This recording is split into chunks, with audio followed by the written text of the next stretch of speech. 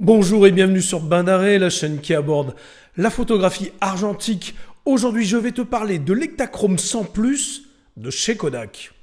C'est parti!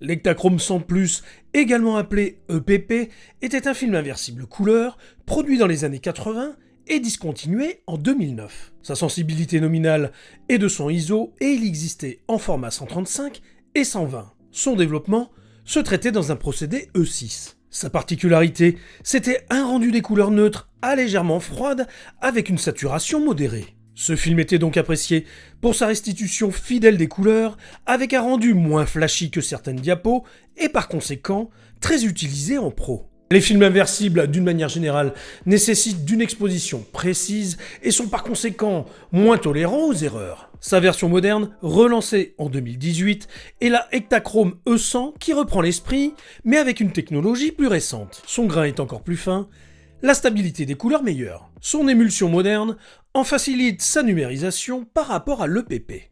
Dans cette vidéo, j'ai testé une première EPP périmée depuis 2004. J'ai exposé ce film sans le surexposer de 2 IL, comme on peut le faire avec les négatifs couleurs périmés. Je l'ai donc exposé à ISO 100, par temps très ensoleillé. Comme on peut s'en rendre compte sur la table lumineuse, le film est sous-exposé.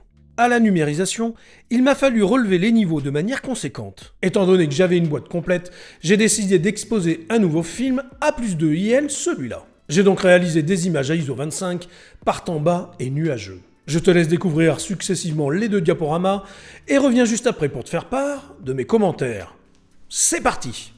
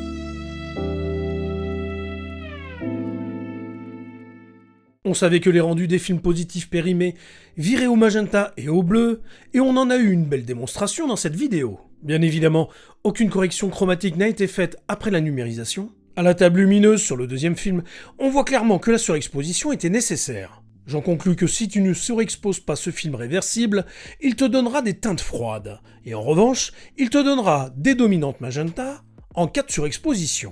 La magie de l'argentique opère une fois encore, et j'avoue que c'est toujours grisant d'exposer des films périmés, couleurs, et de ne pas savoir ce que cela va donner. Il n'empêche que c'est un plaisir assez onéreux.